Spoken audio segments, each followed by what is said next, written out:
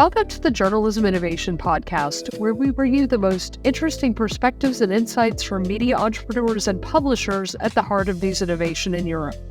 I'm your host, Tara Kelly, and in this episode of the Journalism Innovation Podcast, we discuss how journalists can approach the climate crisis with fresh formats and unexpected perspectives that help re-engage and reinvigorate audiences.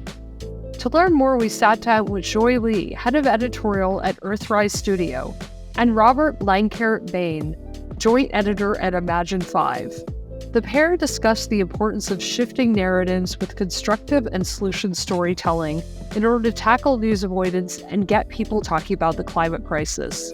With the UN Climate Change Conference in Baku, Azerbaijan this November, we also hear some top tips from both publications on how to reframe perspectives and shift entry points when engaging people on this important topic. This podcast is part of the European Journalism Center's Journalism Innovation Network, a newly launched initiative for media entrepreneurs and news innovators looking for a space to connect, learn, and thrive. To join, head over to ejc.net/network. This podcast and network are made possible with the support of the Google News Initiative. Now let's take a listen to our conversation with Joi and Robert.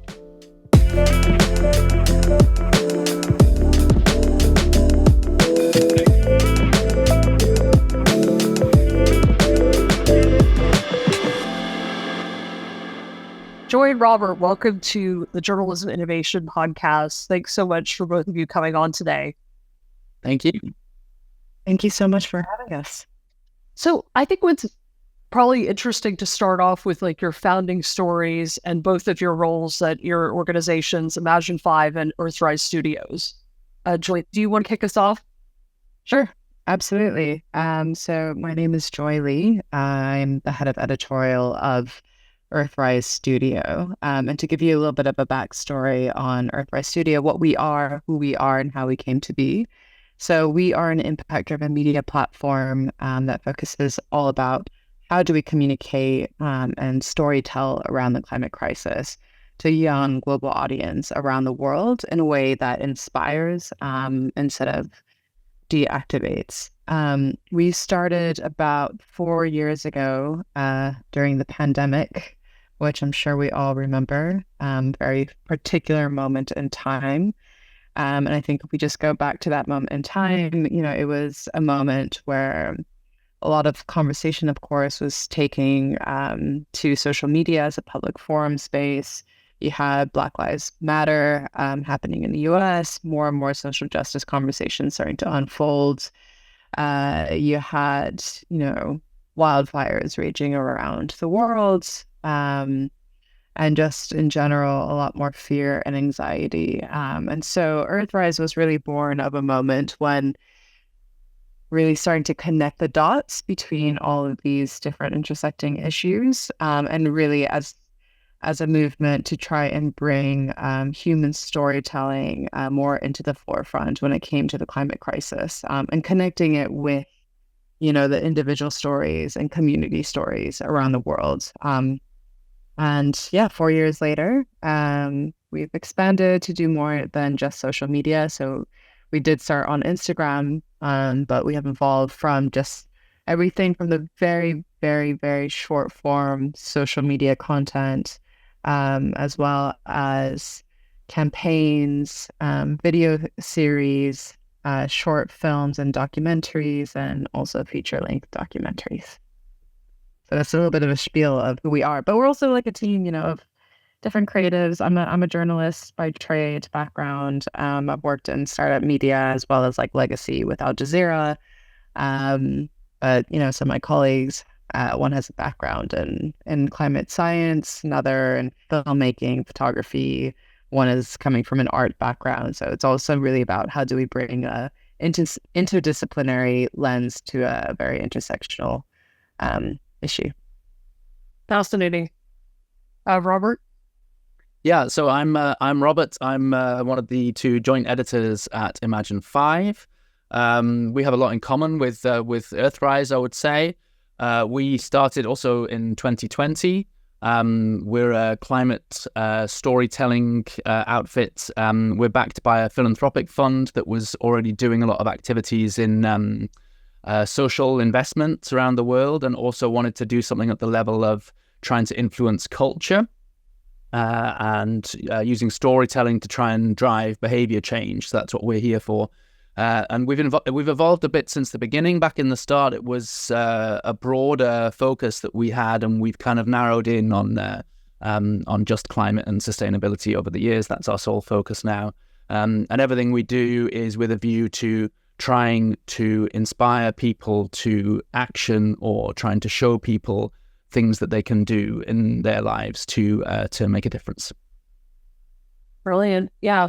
Well, it's very interesting to see that we have all these specialty news outlets, or not necessarily news outlets, organizations that are emerging out of 2020, and in Europe as well. So that's like really interesting to see. And, we've also had some incredible floods here in Europe, especially Valencia most recently a couple weeks ago, hundreds dead. I think they're still counting the bodies.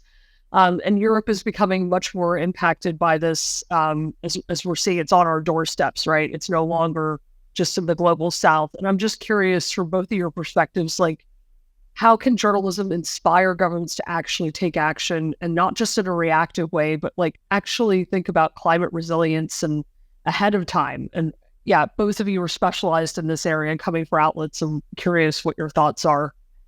Well, I think that one of the challenges of climate journalism over the years has been trying to make it feel relevant and immediate to people's lives, and for it not to feel like something sort of distant and like just something that's a bit overwhelming and depressing. And I think, sadly, the more that we see the impacts come close to people's lives, the less of a challenge that gets. It's for people that are directly affected by these things. It's easy to, it's already relevant, So I think that's kind of one of the sad realities of the situation.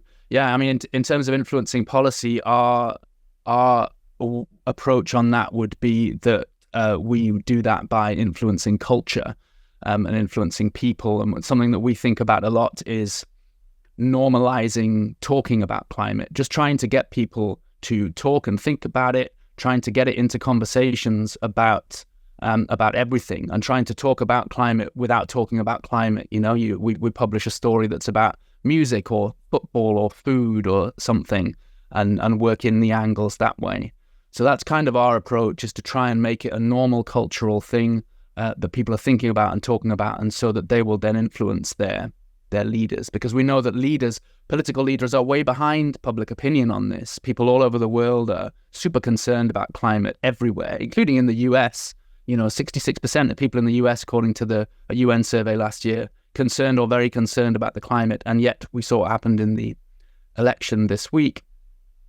So, make of that what you will, but there's very high levels of concern among people, but somehow that's not getting through to politicians. And I think if we can weave it more into our culture and our conversations, then we can change that.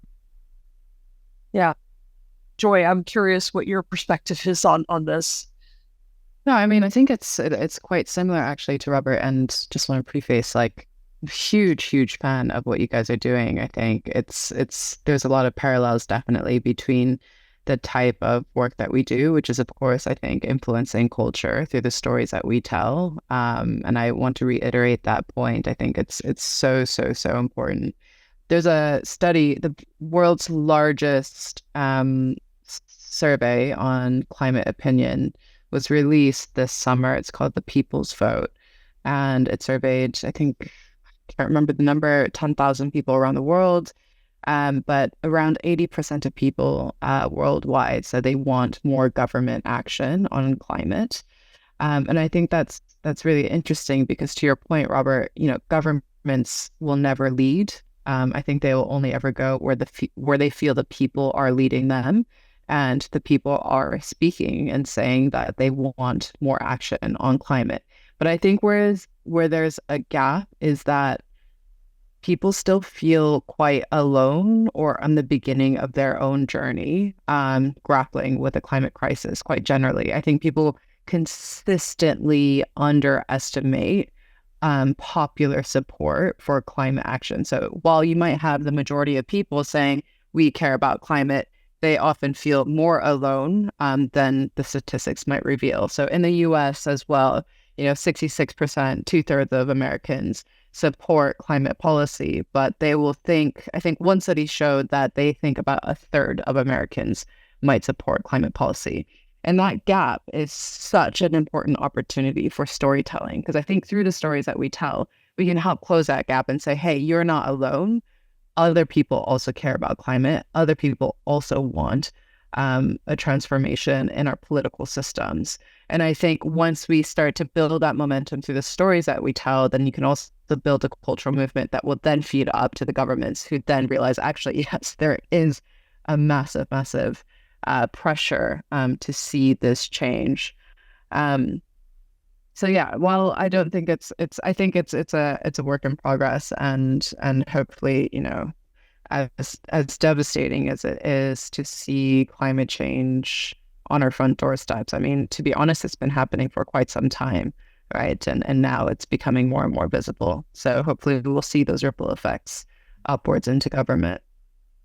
And now I know you just came back from Colombia COP16, which was focused more on biodiversity. Can you just tell us a little bit about that event and the takeaways from it, and how that has informed what you're going to be focusing on maybe over the next months or so?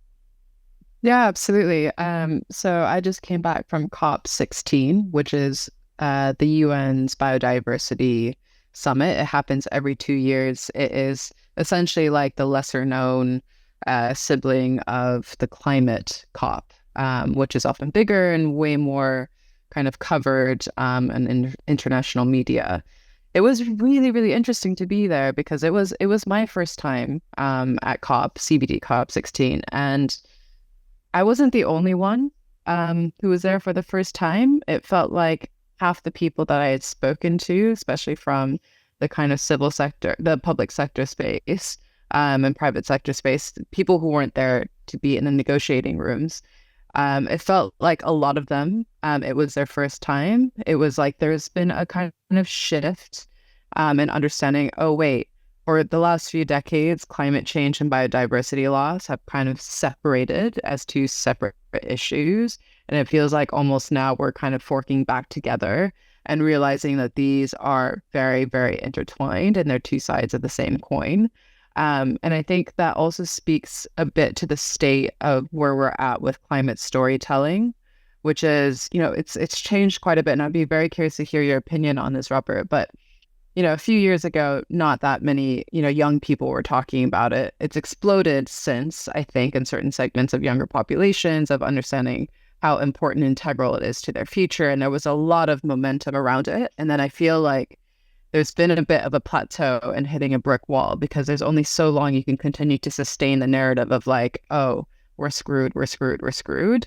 And so it's either that you have to move into like a more hopeful solutions kind of focus, or a lot of people have also disengaged from the conversation because it is so overwhelming and so complex of a problem. And at least that's what I've been noticing as a trend, is like simultaneously there's much more validation in how important it is as a topic for people to be aware of, yet there's also a distancing from it because it's so overwhelming. Now, why I'm saying this in response to your question about COP16, the biodiversity COP, is because it was just such a different environment. My sense is that people who are fatigued with climate suddenly found a safe haven in the nature biodiversity conversation, because the framing is slightly different, or because the opportunities for framing is slightly different. Whereas climate is massive, complex, but ultimately feels very abstract and intangible. Nature is very positive and very tangible, right? It's like you can say, oh, nature and biodiversity. I can imagine forests. I can imagine wild animals. I can imagine oceans. You can pull these images to your head, and with that, you can pull all these different emotions and personal experiences and relationships to nature as an idea. And I just felt like people were so excited to be able to talk about nature and biodiversity. And of course, the underbelly of that is actually we're talking about biodiversity loss. But because you could frame it as something to protect, as something positive, as something that you love, it just felt like there was a really, really strong pull there that was slightly different from climate change. Because when climate change becomes tangible, it's almost always quite devastating, right? When you see the tangible impacts of climate change, it's the floods, it's the droughts, it's the, X, Y, and Z. So I felt like a lot of people at COP16 were finding renewed energy and re-engaging within the space through the nature lens. But that being said, I think for me, the big concern then becomes the danger of careening into like false solutionism.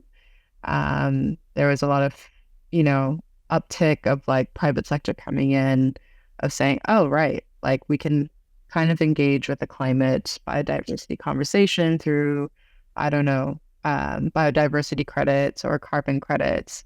Carbon credits, as we've seen, have many flaws. But still, I don't know. I think this is something that I'm still trying to quite articulate, but I think there's a lot of danger of, because nature is in a way a lot less political than climate change. It also has the potential to be co-opted perhaps a bit more by stakeholders who might not genuinely have the intention to be really like addressing biodiversity loss and climate change.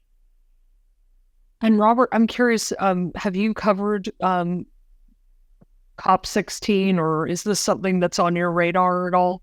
We've done a little coverage of COP16. We've talked about biodiversity, but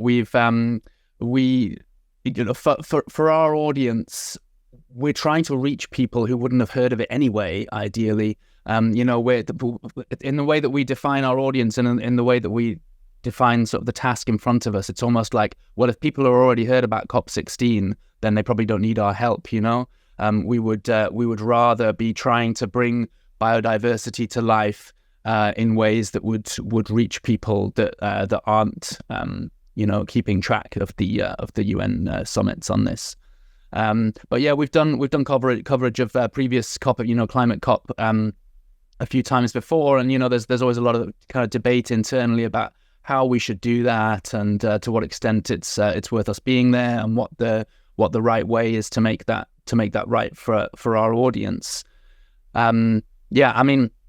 Most people haven't heard of COP. If you look at, I remember looking at stats for the UK, the year that COP took place in the UK. Surveys on the street of whether people had heard of it or knew what it was. The majority of people hadn't heard of it, didn't know what it was. In the US as well. That doesn't mean it's not important to cover. That doesn't mean that that you can't educate people on it.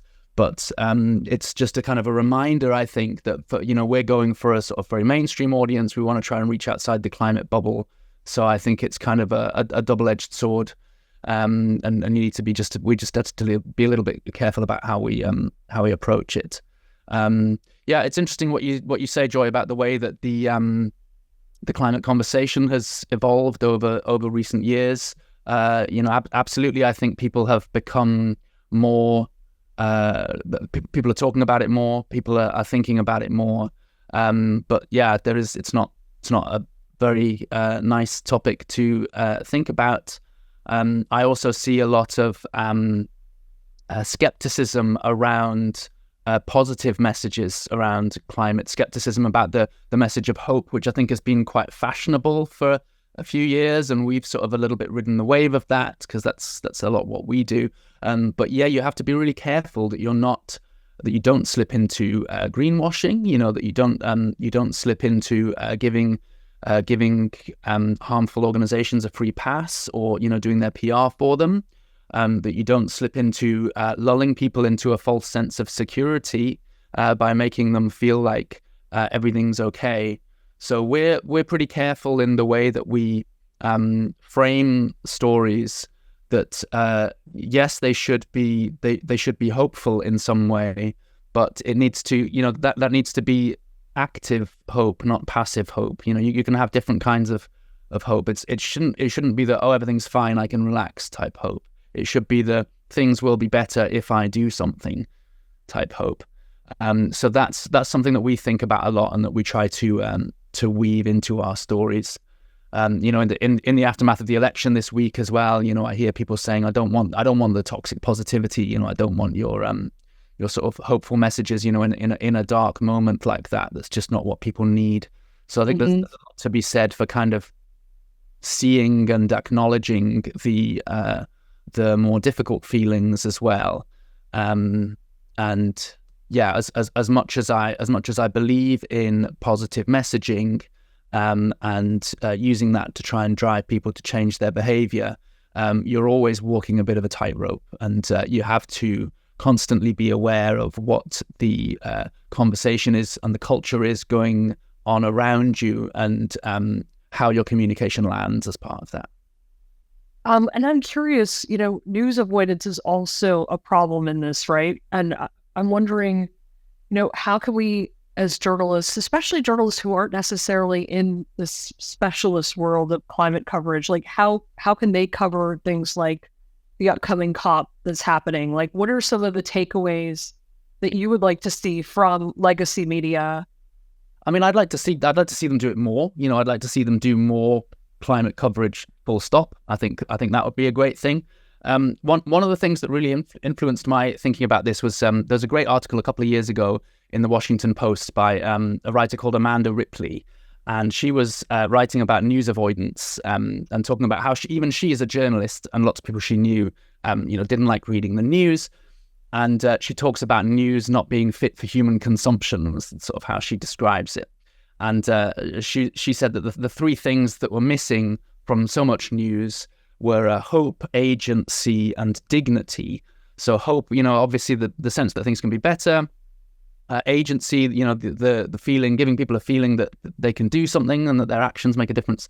And dignity, sort of showing your readers that you see them and understand them, and that their concerns are reflected in what you're reporting. And that, I think, is a really good model for good climate journalism. It doesn't mean every story needs to be, positive or cheery. You can also be reporting the bad news. There's plenty of bad news to report.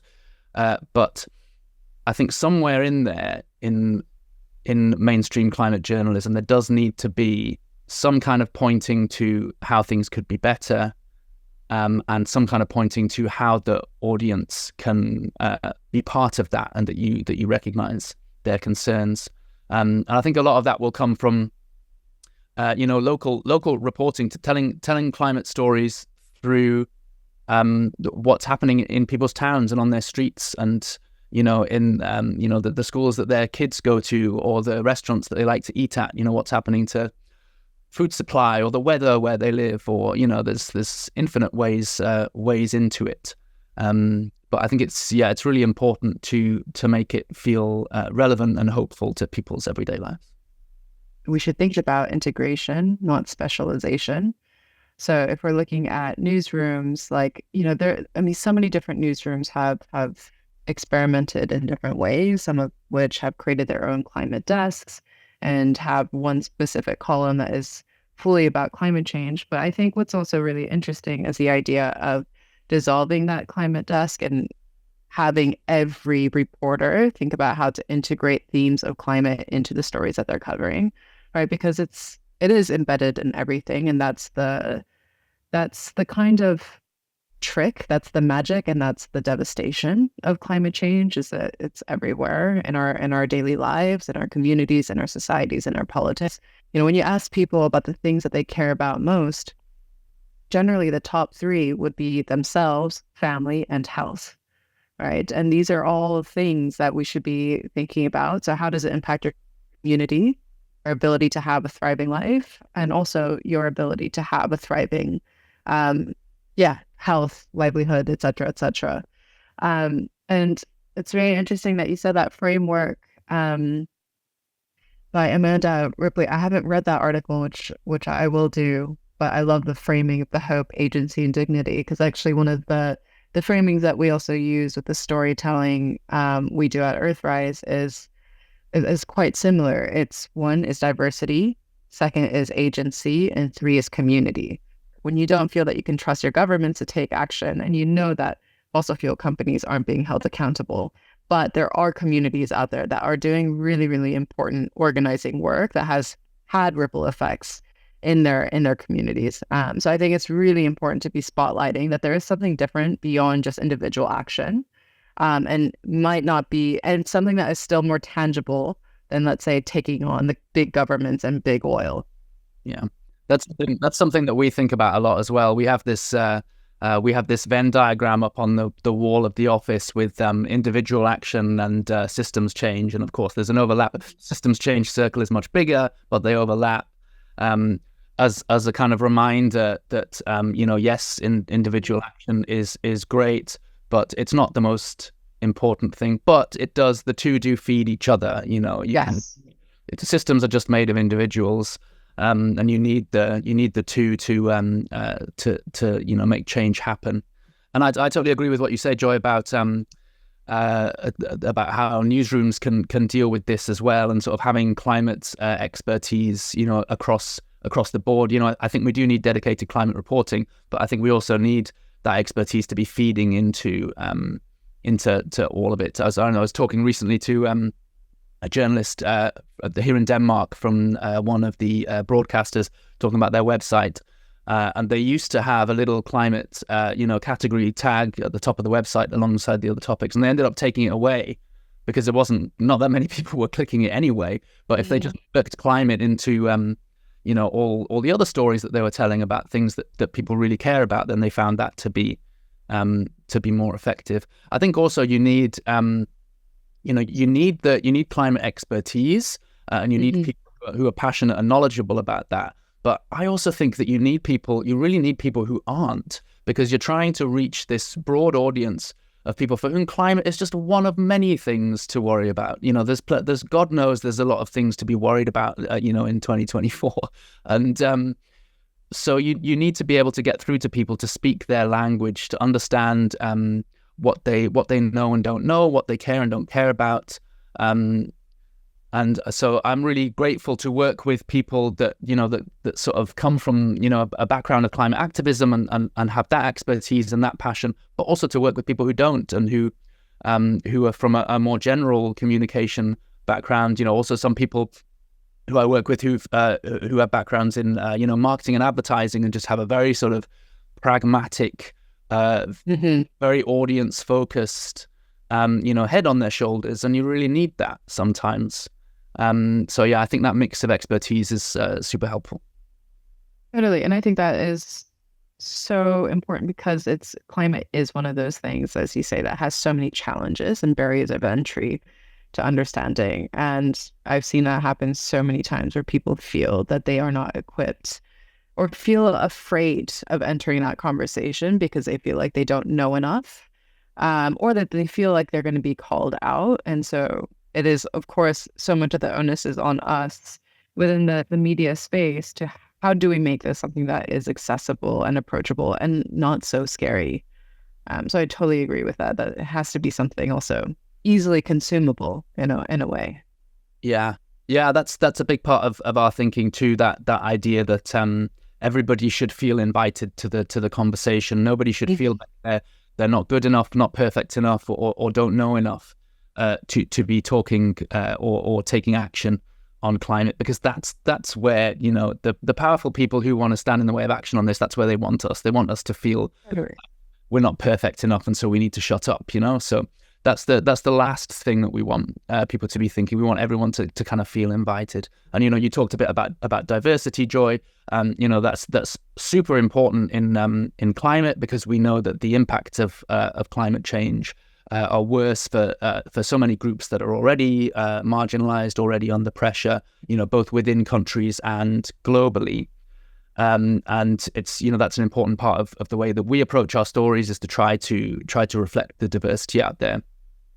But I think there's a couple of ways of thinking of that. There's diversity in the sense of not just it being people that look like me, for example, but there's also diversity in the sense of it not just being people who think like me or get their news where I get it or watch the TV shows I watch or vote how I vote.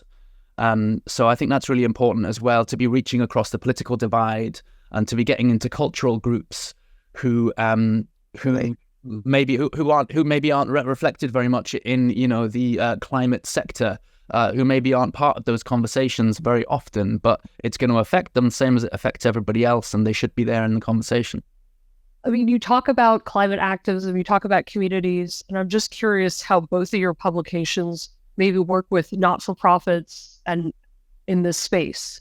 Like, how do they help you inform what you're doing, but also, partnering with them is certainly something that could have some benefits to this. Yeah, well, we're a not-for-profit ourselves.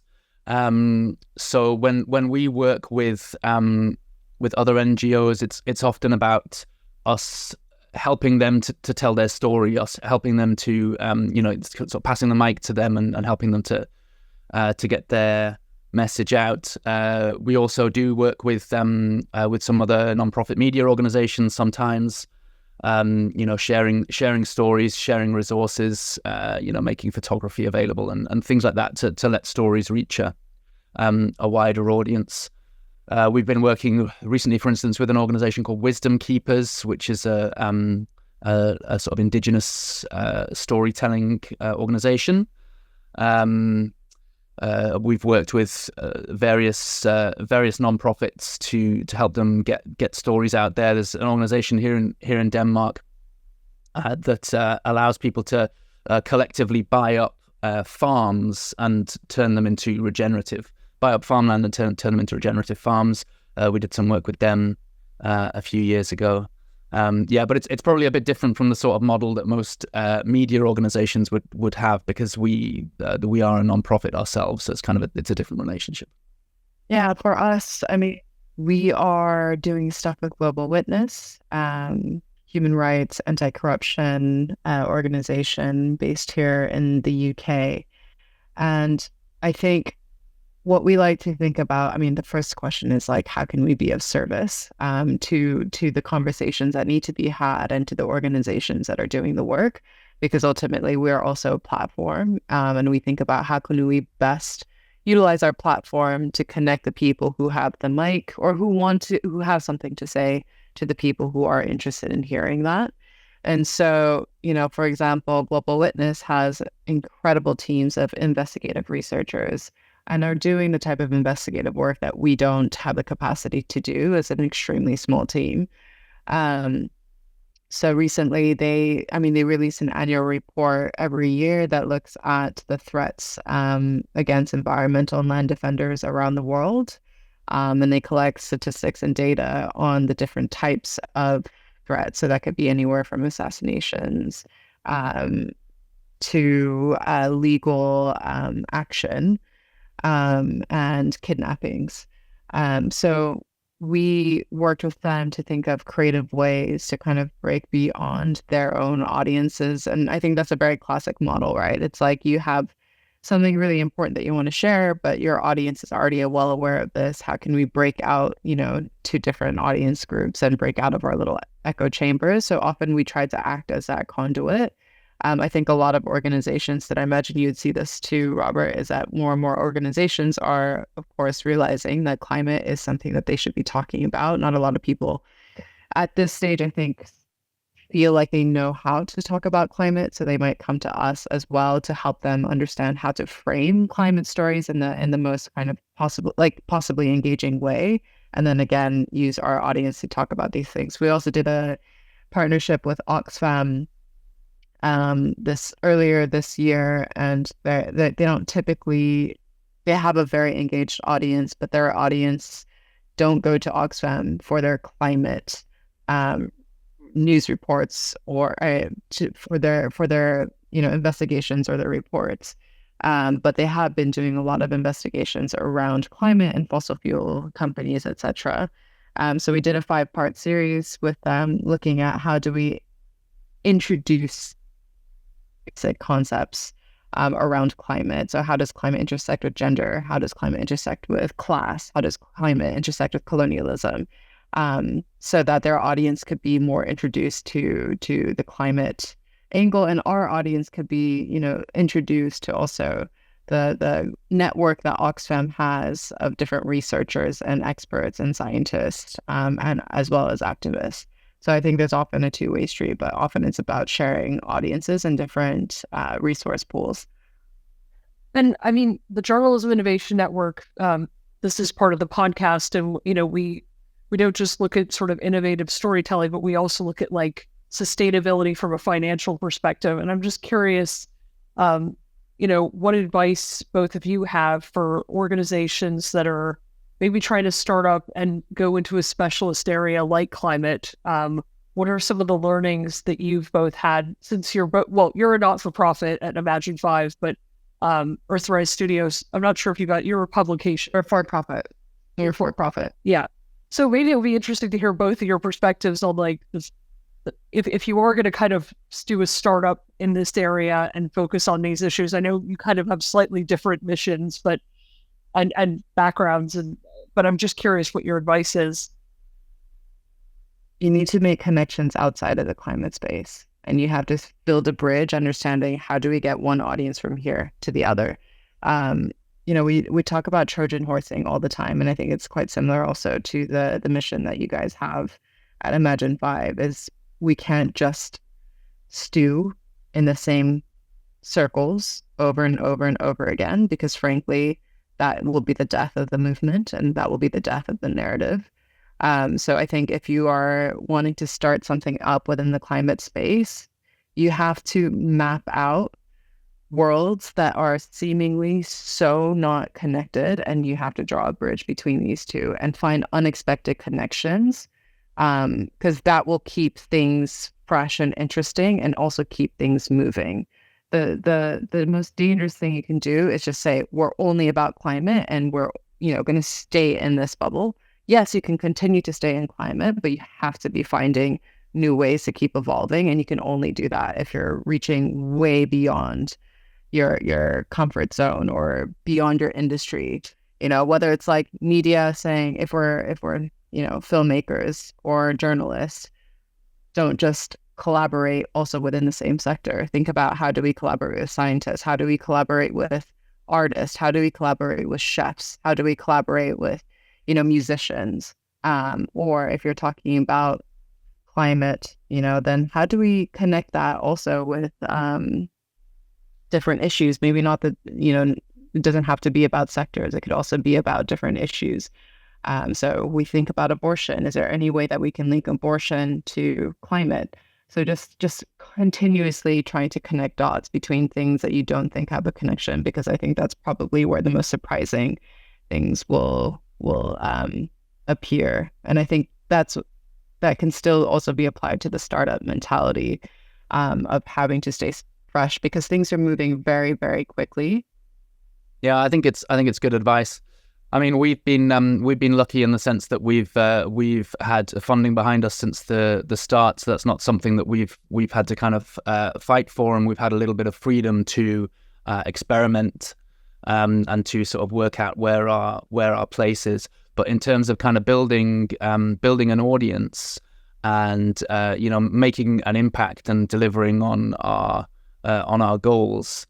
I totally agree with what Joi has just said. Like reaching outside that bubble is so important, and I feel like this is something that people in the climate world, I think it's something that everybody kind of knows in their head, but it's just really hard to do. And I see myself, we make this mistake all the time, talking to people in the climate world, and not looking outside enough, even though we try not to all the time. You still end up doing it, and sometimes you have to as well. That's also a valuable audience.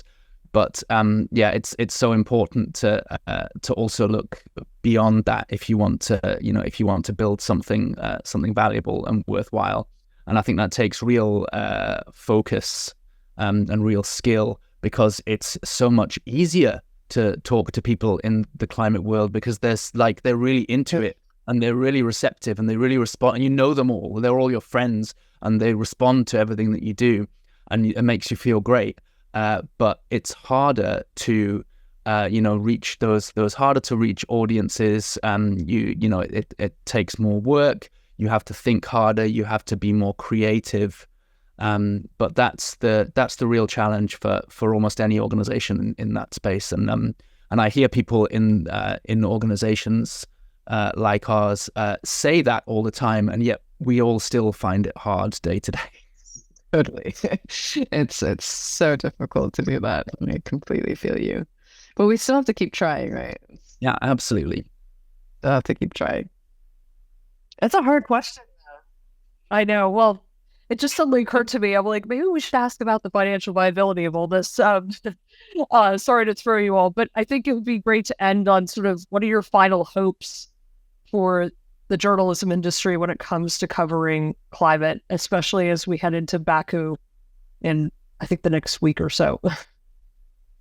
I think part of that, again, goes back to what Robert was saying. It's that most people don't know what COP is. Most people don't care, right? It's just one of those things. Like, I'm so deep inside the world that, sometimes I catch myself with the illusion that people care. But of course, there's so many things going on. There's the presidential election that just happened in the US. People are still reeling over what was, quite an unexpected outcome, I think, for a lot of people.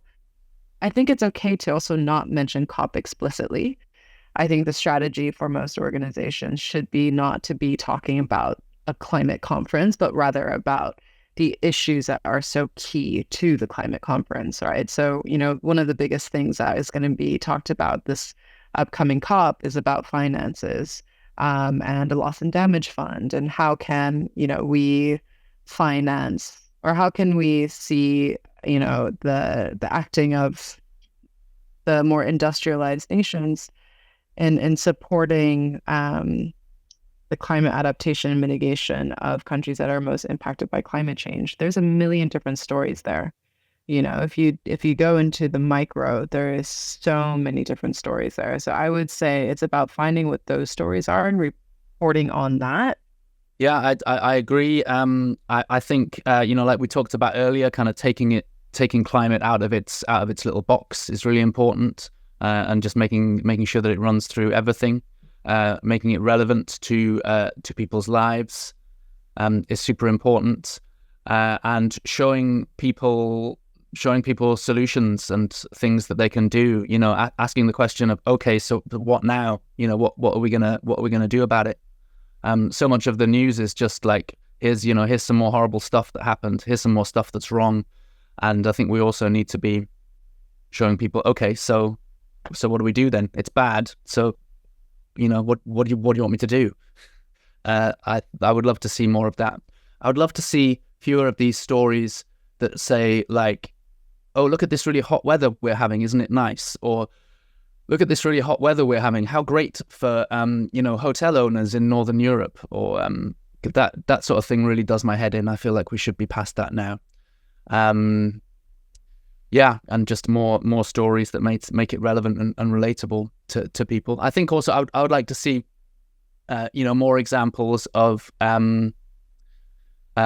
smarter ways of getting stories out there that reach, especially younger audiences who are turning off from news, especially through social media. And, Earthrise are a really good example of doing this well, I think, of telling stories through social media that are concise. They have to be, but they feel substantial, and they feel whole. They're not just a teaser that tries to get you to look at something more in depth on a website. They're not just sensational sound bites, but proper journalism delivered through social media, but that is concise, and in that way hopefully reaches people who are not in the habit of checking news sites or watching news on the TV.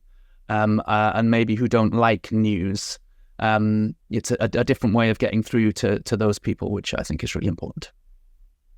One of the statistics that I'm constantly searching for is, how are we framing? Like, what is the kind of like linguistic an emotional framing of how we're reporting on environmental stories. And I think, we can all agree that most of it is quite depressing. And different studies have different metrics, but one study said up to 98% of environmental stories are told with a negative frame. And that is not insignificant, 98%.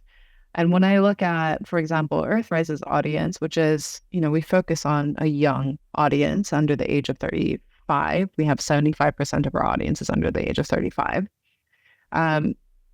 It's important to think about what kind of impact that negative framing will have on them. There was another study that was done 2 years ago by a journal called The Lancet, and it surveyed 10,000 young people around the world in 10 different countries on their attitudes towards climate change. A statistic I go back to time and time again is within this study, young people, 55.7% of them said that they think humanity is doomed. About 3/4 of them think that the future is frightening. And so when I think about the negative framing that we're constantly seeing, it's no wonder that young people feel so disillusioned and feel that there is no hope. So 100%, how do we start to reframe that in our reporting and in our storytelling that isn't shoving, toxic positivity down people's throats and really does have that angle of relatability, as you say, Robert, as well as, agency of what you can do to then also help shift that needle, or who do you need to poke in order to shift that needle? So yeah, I think that's just a larger provocation for anyone who might be listening to this and thinking about the stories they do. Journalism, I think, is very much a public service. And I think people are often quite afraid within the industry of sounding like they're activists or they're advocates. And that's a question I get all the time, because I don't work in a traditional journalism, organization anymore. I'm no longer working at, let's say, a legacy news media organization. I'm working at a place that is much more, focused on how do we communicate something to our audience. And I think there is something really interesting about the tension that a lot of journalists feel of the communicating the climate crisis with also trying to toe the line of realizing this is an existential issue that we face, and there must be some kind of action that must come from this. But we as journalists that is not the role that we have to play. And I think that's a very fine line. But I also think that we need to understand our responsibility regardless. Just because we pretend that we are not able to give our opinions, this will have an impact on the people that are reading our stories, that are consuming our content.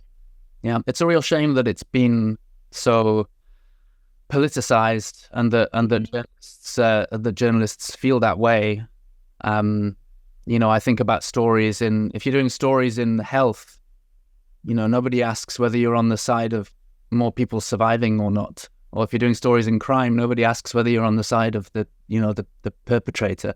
And I think it's strange in climate that people feel like neutrality means, that you're not necessarily on the side of, like we're talking about an existential crisis for humanity. And yeah, I feel like people need to get on board with that a little bit and realize that it's, the dangerous extremists in this picture are maybe not who you thought they were. I think is an important thing for journalists to understand. I think also it's important for journalists to think about how what you produce makes people feel. Like, I'm not sure that many journalists really consider that, and they might consider that a bit of a wishy-washy question. They think a lot about what they communicate, the facts they communicate. But how does your journalism leave people feeling? What might they think and feel and do after they've interacted with something that you produced? I think that's a really important question, and it's not one that you can opt out of, because you're always going to have some sort of impact on people. And if the answer is that what you're producing makes people feel crappy and hopeless, then then you should think about what your contribution is, and if you could make them feel another way. That's exactly what I was trying to say. You articulated it so well. 100% agree with you. Well, we're very much allies in this work, I think. So, 100%. Well, brilliant. Thank you both for coming on the Journalism Innovation Podcast. It was really interesting to hear your perspectives and how the journalism industry tackles the climate crisis, or doesn't, rather. But thank you so much. Thank you so much. Thank you. A big thanks to all of our listeners for tuning in today. Want to hear more interesting perspectives on news innovation and media entrepreneurship? You can join our free Journalism Innovation Network by heading over to ejc.net/network. This initiative and podcast are powered by the European Journalism Center and supported by the Google News Initiative. I've been your host, Tara Kelly, and that's all for now. See you next time.